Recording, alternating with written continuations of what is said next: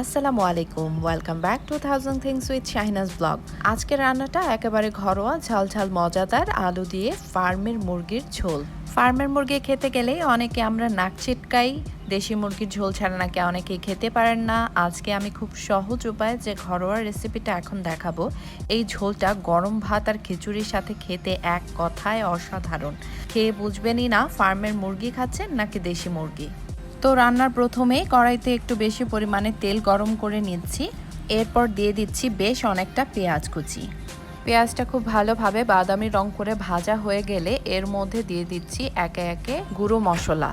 এখানে আমি 2 চা চামচ হলুদের গুঁড়া, 3 চা চামচ মরিচের গুঁড়া আর 2 চা চামচ ধনে গুঁড়া দিয়েছি। সাথে 2 থেকে 3 চা চামচ লবণ পরিমাণ মতো। এবার সামান্য একটু পানি দিয়ে মশলাটা খুব ভালোভাবে কষিয়ে নিচ্ছি। আর মশলা কষাতে কষাতে এবার দিয়ে দিচ্ছি 2 চা চামচ আদা বাটা আর 2 চা চামচ রসুন বাটা। এই রান্নায় আমি কোনো আস্ত গরম মশলা ব্যবহার করব না, শুধুমাত্র 2টি তেজপাতা দিয়ে দিব। এবারে দিব একটি দারুণ ফ্লেভারফুল হোমমেড শাহি গরম মশলা। অনলাইন পেজ নেটিভ ফুড থেকে নেওয়া এই মশলাটি। আর এই শাহি গরম মশলা থেকে মাত্র 1 চা চামচ দিয়ে দিলেই এমন সুঘ্রাণ ছড়াবে, আর কিছুরই দরকার নেই। এবার মশলাটা আরেকটু কষিয়ে নিয়ে দিয়ে দিচ্ছি ফার্মের মুরগির গোশত আর বড় করে কেটে রাখা আলুগুলো। মশলার সাথে মুরগি আর আলু ভালোভাবে মিশিয়ে নিয়ে অনেকক্ষণ ধরে কষিয়ে নিতে হবে। আর এই মাংসটা যত ভালোভাবে কষানো হবে, ঝোলটা কিন্তু ততটাই সুস্বাদু হবে। আর ফার্মের মুরগির বেলায় বিশেষ করে ভালোভাবে কষাতে হবে। আর এই কষানোর মাঝে আরও দিয়ে দিচ্ছি 2টা কচি কচি টমেটোর কুচি।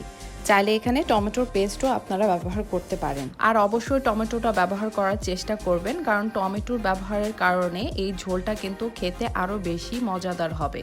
আর এরপর আবারও কষানোর পালা, যতক্ষণ না পর্যন্ত তেলটা একদম উপরে উঠে আসে। আর কষানোর শেষে দিয়ে দিতে হবে পরিমাণ মতো পানি। পানির পরিমাণটা একটু সামান্য বেশি দিতে হবে, যেহেতু আলু মুরগির ঝোলটা একদমই ঝোলঝোল হবে। এটা কোনো ভুনা ভুনা কষানো মাংস হবে না। এবারে ঢাকনা দিয়ে ঢেকে দমে রান্না করার পালা। দমে দিয়ে বেশ কিছুক্ষণ রান্না করতে হবে আর মাঝে মধ্যে নেড়ে চেড়ে দিতে হবে। এবারে ঝোলটা কিছুটা ঘন হয়ে আসলে, মাংসটা সেদ্ধ হয়ে গেলে দিয়ে দিতে হবে 4-5টা আস্ত কাঁচামরিচ।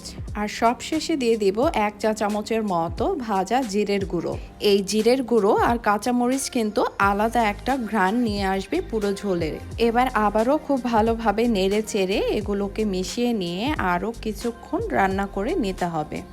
তো এই তো তৈরি হয়ে গেল আমার খুব সহজে ঝাল ঝাল আলু মুরগির ঝোল। আর এই ঝোলটা যখন গরম গরম ভাতের সাথে খাবেন, তখন বুঝতেই পারবেন না আপনি ফার্মের মুরগি খাচ্ছেন না দেশি মুরগি।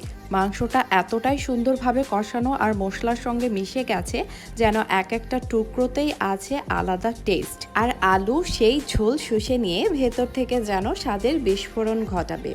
তো আপনারাও একবার এই রেসিপিটা ট্রাই করে দেখুন। আর যদি ভালো লাগে তাহলে আমার এই চ্যানেলটাকে লাইক, কমেন্ট, শেয়ার আর ফলো করতে ভুলবেন না।